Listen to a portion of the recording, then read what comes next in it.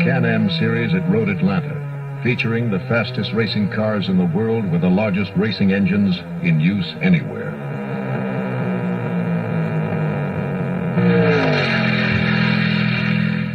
Certain facts about the Can Am car indicate just how remarkable these machines are. Most Can Am cars can accelerate to 100 miles per hour in 6½ seconds. On a 2-lane road, they can take a right-angle turn at 75 miles per hour. They can spin their wheels upon acceleration at 150 miles per hour. They develop 700 horsepower in a car that weighs 300 pounds less than a Volkswagen. The Can Am cars that have proved most successful are those of Team McLaren. Of the last 28 Can Am races, a time spanning almost 3 years, the McLaren team has won 25, one of the great achievements in all of sports. Today at Road Atlanta, Team McLaren will be trying for its 20th consecutive win. The lead driver of the team is now Denny Hulme, who's been driving with injured hands since his car caught fire at Indianapolis. Peter Gethin joined the team soon after the team's founder, Bruce McLaren, died testing the prototype car for this year's Can Am series. A car which retains a McLaren trademark of superior performance and reliability. The most dramatic challenge to the McLaren reign is Jim Hall's Chaparrals. These cars have provided much of the major innovation in modern racing car history. The original Chaparral was the first car to use aerodynamic spoilers, a device to keep the front end from lifting at high speeds. It was the first car to use airfoil-shaped wings to keep the rear from lifting, and first to use an automatic transmission. And now, having abandoned most of its inventions to the competition, the Chaparral arrives on the 1970 circuit with a totally new concept in race car engineering. Helicopter fans driven by an auxiliary fuel-injected engine, which provides partial vacuum from underneath the rear body, literally sucking the car to the track. The great promise of the Chaparral seemed to be finally realized at Road Atlanta when it upset Team McLaren and won the pole position.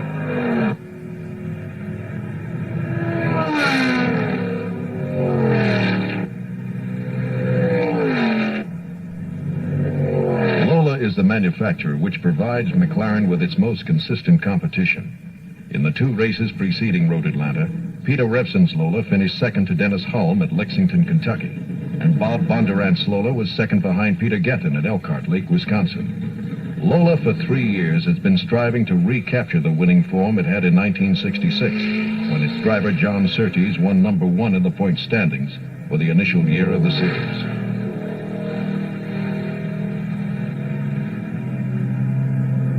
The underdog is always Tony Dean's Porsche. Dean's car has an engine less than 1/2 the size of the competition. His strategy is to first finish, which he almost always does, and hope for the right circumstances to finish first, which he never has.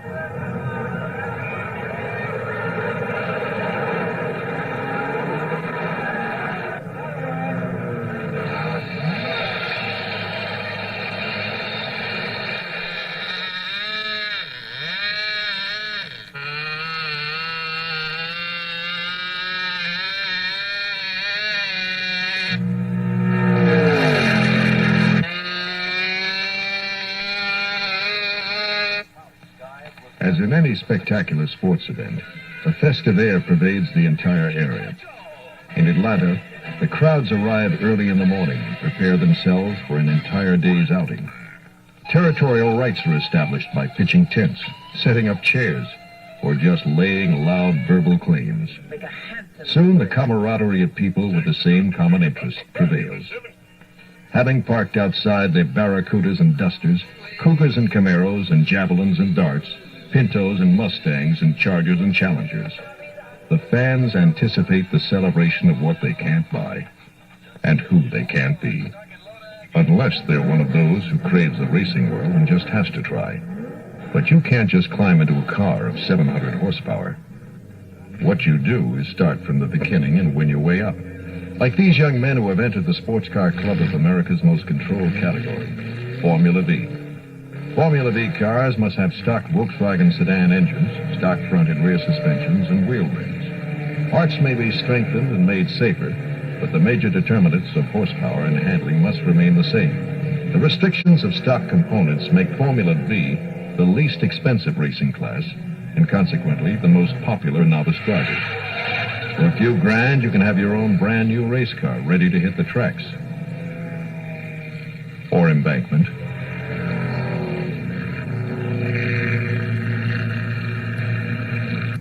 Or maybe even another brand new $2,000 Formula V.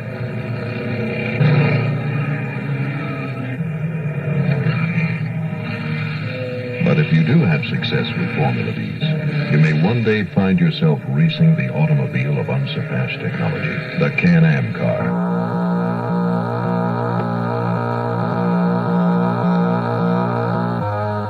Sterling Moss leads the pace lap around the newly built Road Atlanta, a beautiful and interesting track because it was structured around the natural lay of the land. It has many hills and turns which challenge the driver's skill as well as the car's performance. And the hilly infield allows spectators many excellent vantage points. Can the Chaparral break the amazing win streak of Team McLaren, or will one of its innovations falter? All the cars are designed to finish the 190-mile, 75-lap race without a pit stop.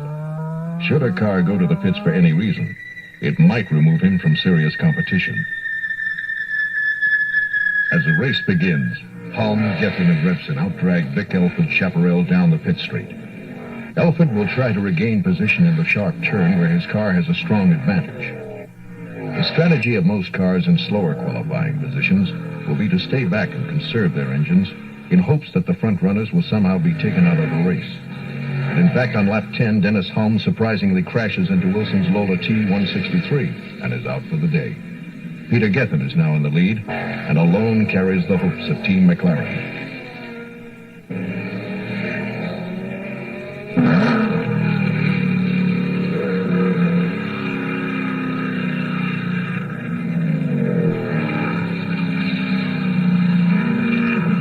On lap 18, Ron Goldleaf in position 25 crashes into Tom Dutton, who was in 18th position. By now, it's obvious that the new course at Road Atlanta is to be the scene of some unexpected events, possibly because of the unfamiliarity of the drivers with the track.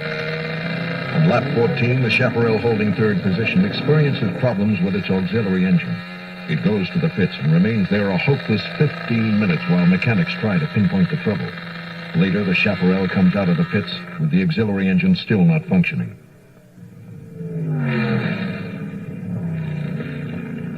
Peter Geffen becomes the new leader. But on lap 20, his car spins out, tearing off part of the front bodywork, and he goes to the pits. The crew works feverishly to repair the damage and salvage Team McLaren's diminishing chances. Geffen is soon back in the race and charging.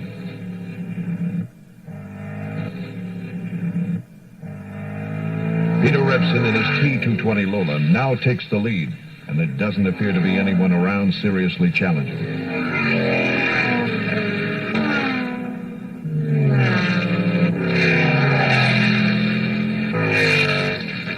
For 10 laps, Revson rides easily in the lead. Then on lap 30, while approaching the infield access bridge, the right rear tire fails. Revson crashes into the embankment, and Bob Brown hits him from behind.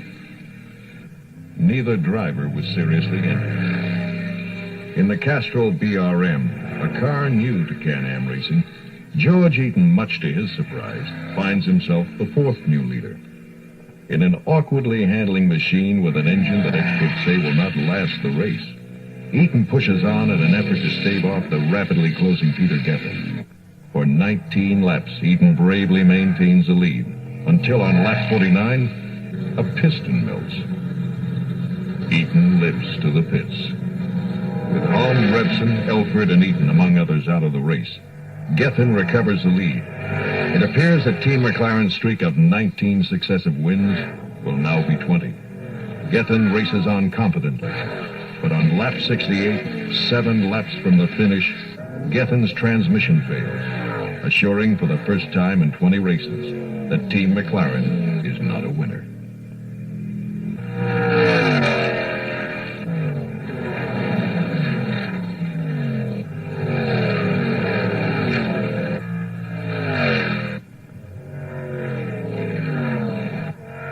And the final leader? The man who qualified 10th fastest. The man who always said you have to first finish to finish first. And who finally found the right set of circumstances. The new leader and winner of the first Road Atlanta Can Am race. Tony Dean and his 908 Porsche, of course.